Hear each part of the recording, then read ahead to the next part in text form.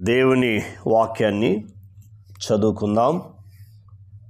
హెజ్కేలు గ్రంథము 34వ అధ్యాయము 26వ వచనము 27వ వచనము 2 వచనాలు చదువుకుందాం. వారిని నా పర్వతము చుట్టుపట్ల స్థలములను దీవెనకరముగా చేయుదును, ఋతువుల ప్రకారము వర్షము కురిపించెదను, దీవెనకరమగు వర్షములు కురియును, ఫలవృక్షములు ఫలములిచ్చును, భూమి పంట పండును, వారు దేశంలో నిర్భయముగా నివసింతురు. నేను వారి కాడి కట్లను తెంపి వారిని దాసులుగా చేసిన వారి చేతిలో నుండి వారిని విడిపింపగా నేను యెహోవానై ఉన్నానని వారు తెలుసుకొందురు. దేవునికి స్తోత్రం. ఎంత అద్భుతమైన వాగ్దానము మనకు ఇక్కడ చదువుతున్న లేఖన భాగం బట్టి మనకు కనబడుతూ ఉంది. కాబట్టి దేవుడు ఎంత కృప కనికరం గల దేవుడు, ప్రేమ కలిగిన దేవుడు. నువ్వు ప్రార్థించినా ప్రార్థించకపోయినా, ఆయన వైపు చూసినా చూడకపోయినా ఆయన కృప ఎంత గొప్పదో చూడు. మరి ఆయన నీ పట్ల ఎంత ప్రేమ కలిగి ఉన్నాడు, ఎలాంటి ఆలోచన కలిగి ఉన్నాడు. మరి అలాంటప్పుడు నీవు ప్రార్థించకుండా ఎలా ఉంటావు? వాక్యము చదివి ధ్యానించకుండా ఎలా ఉంటావు? ప్రతి ఆదివారం మందిరానికి పోక ఎలా ఉంటావు? ఒకసారి ఆలోచన చేయండి. కాబట్టి ఈయన మాట్లాడుతున్న మాట చూడు. ఒక్కొక్కటి మనం ధ్యానించుకుందాం. జాగ్రత్తగా వినాలని కోరుతున్నాను. వారిని నా పర్వతము చుట్టుపట్ల స్థలములో దీవెనకరంగా చేస్తానన్నాడు. అంటే ఆయన పర్వతము చుట్టుపట్ల స్థలం ఉంటుంది కదా, ఆ స్థలాన్ని దీవెనకరంగా చేస్తానని వాగ్దానం చేస్తున్నాడు. మొదటిది. రెండవది ఏం మాట్లాడుతున్నాడంటే ఋతువుల ప్రకారము వర్షము కురిపించెదను. చూసారా? ఋతువుల ప్రకారము వర్షాన్ని కురిపిస్తాడట. మరి ఇప్పుడు చూడండి, వర్షాకాలం కాబట్టి మనం ఇక్కడ చూస్తున్నప్పుడు ఋతువుల ప్రకారం అంటే వాటిని దేవుడు ఆ యొక్క ఋతువులను పెట్టాడు. అంటే మనం చూస్తూ ఉంటే ఒక్కొక్కటి అంటారు, రోహిణి అంటారు. ఆ తర్వాత మనం చూస్తున్నప్పుడు మిర్గము, ఆరిద్ర, ఇవన్నీ పేర్లు ఋతువులు. వాటి ప్రకారంగా దేవుడు ఏం చేస్తున్నాడంటే వర్షాన్ని కురిపిస్తున్నాడు. కాబట్టి ఇక్కడ మనం చూస్తున్నప్పుడు వర్షం కురుస్తున్నప్పుడు ఏమి జరుగుతుందంటే ఒకసారి ఆలోచన చేయండి. భూమి పండుతుంది, అలాగే ఫలవృక్షములు ఫలింపచేస్తాయి అని దేవుడు వాగ్దానం చేస్తున్నాడు. నిజమే, ఈనాడు వర్షాలు పడుతున్నాయి కాబట్టి చెట్లు చిగురిస్తున్నాయి, రైతులు పంటలు వేసుకుంటున్నారు, పంటలు వేసుకొని వ్యవసాయాన్ని సాగు చేసుకుంటున్నారు. తరి పంట, కుషి పంట, 2 పంటలు సాగు చేసుకుంటూ ఉన్నారు.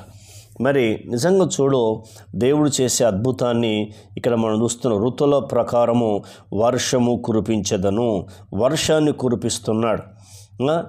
తర్వాత మళ్ళీ మనం చూస్తే దీవెనకరమగు వర్షములు కురియును. చూసారా? దీవెనకరమగు వర్షాలు కురుస్తాయని మళ్ళీ వాగ్దానం చేస్తున్నాడు. అంటే ఎప్పుడైతే నువ్వు ఆ యొక్క పొలంలో పంట వేసావో నీకు దీవెనకరంగా, అది భౌతికమైన పంట. మరి దీవెనకరమైన పంట అంటే ఆత్మ సంబంధం కూడా పంట ఉంది. ఆత్మ సంబంధం కూడా నీవు సమకూర్చుకోవచ్చు. వాక్యము చదవడము, వాక్యము ధ్యానించడము, వాక్యము నేర్చుకోవడము, కీర్తనలు పాడము, దేవుని స్తుతించడము, దేవుని ఆరాధించడము, దేవుని మహిమపరచడము, ఇవన్నీ నీకు ఆత్మ సంబంధమైన దీవెనలు దేవుడిస్తాడు. మనం చూస్తూ ఉన్నప్పుడు శరీర సంబంధమైన దీవెనలు ఇస్తున్నాడు, అలాగే ఆత్మ సంబంధమైన దీవెన కూడా నీకు అనుగ్రహిస్తూ ఉన్నాడు. అలాగే ఇక్కడ మనం చూస్తున్నప్పుడు 3వ చెప్తున్నాడు, ఫలవృక్షములు ఫలములిచ్చును. అంటే ఇప్పుడు ఎప్పుడైతే వర్షాలు కురుస్తున్నాయో ఆ యొక్క ఫల వృక్షములు ఏం చేస్తాయంటే ఆ వర్షము తీసుకొని అవి ఏం చేస్తాయంటే అవి ఫలిస్తూ ఉన్నాయి. కాబట్టి నీవు కూడా దేవుని వాక్యములో ఫలించాలి, దేవుని యొక్క వాక్యములో ఫలించాలి, ఆత్మలో ఫలించాలి, ఆత్మలో అభివృద్ధి కావాలి, నశించిపోతున్న ఆత్మలు ప్రభు వైపు నడిపించాలి.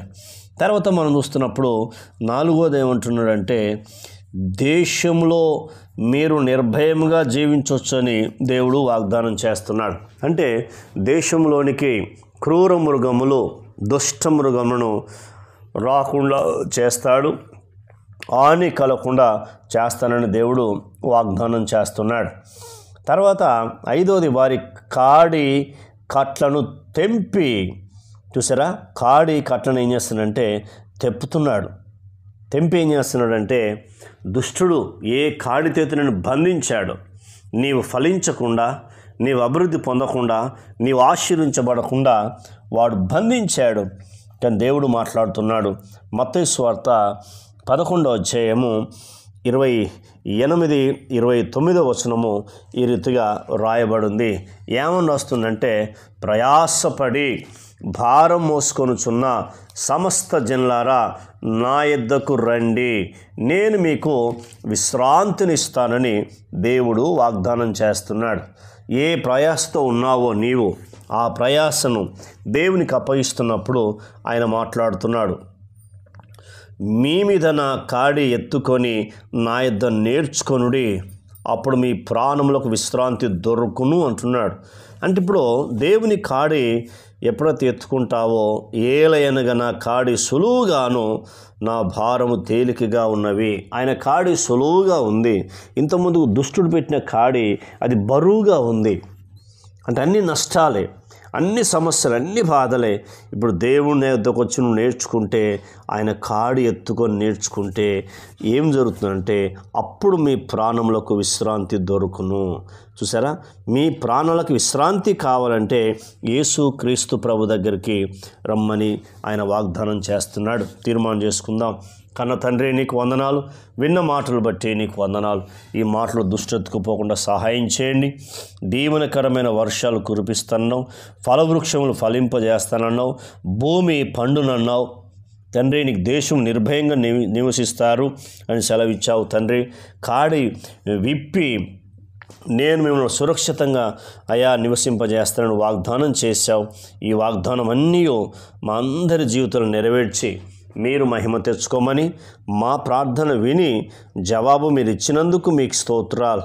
ఇంకా వినబోతున్న వారి జీవితంలో జవాబు అనుగ్రహించుమని యేసు నామంలో పొందినాం తండ్రి, ఆమేన్. దేవుడు మనందరినీ దీవించి ఆశీర్వించునుగాక.